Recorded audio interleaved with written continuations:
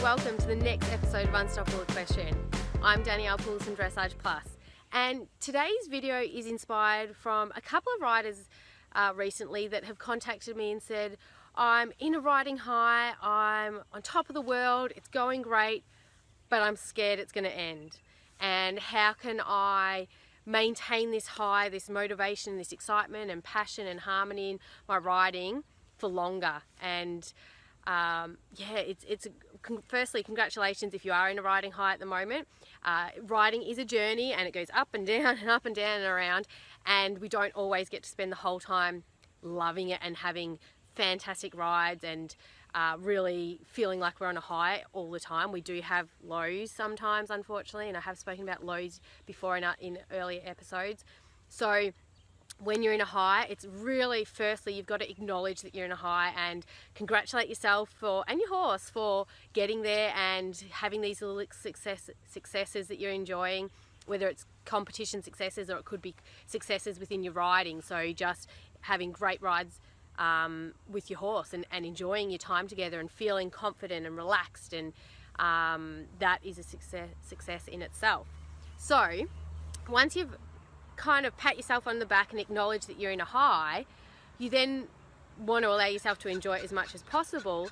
But our human brain sometimes go into thinking about the negative, and we can question, how long is this going to last for? And to be honest, it's not going to generally last forever. We will hit a bump, you'll keep growing and something will come along, and you'll find yourself feeling like you're not achieving things and going back down, and that's fine. That's horses, that's journey, and that's life. So a few little tips I want to give you to help maintain that high for as long as possible before the next little hurdle does come along is, first one is journaling and spending some time to write down the things that are working in your rides at the moment that are making your riding so successful and so enjoyable, and journaling them down on paper and using them to be able to go back and look at later on, especially when you find yourself maybe on a bit of a low. You can go back to that journaling and work out what happened, what was working in the riding to make it so good. So second exercise to share with you is visualizing.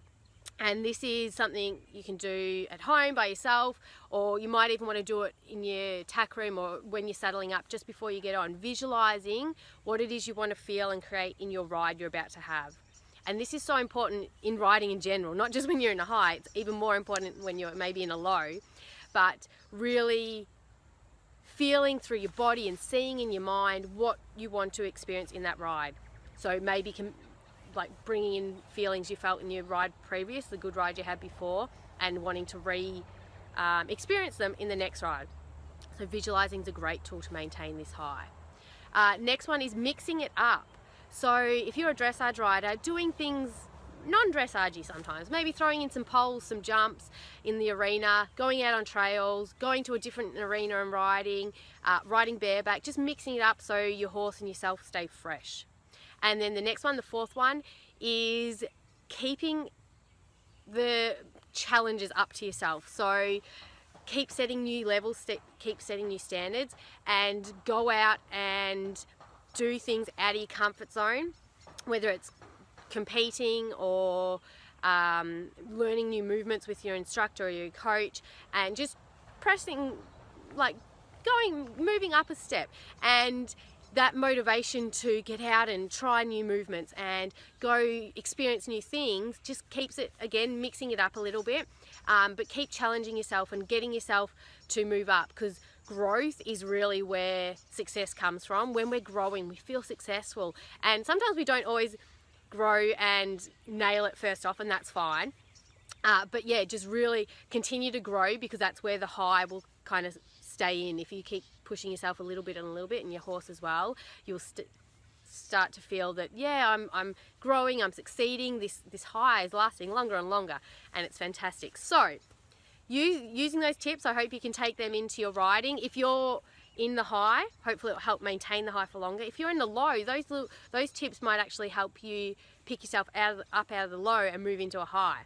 So enjoy using them. So we'll wrap that up now. Have a great day, guys. Enjoy your next ride, and I will see you in the next video. Bye.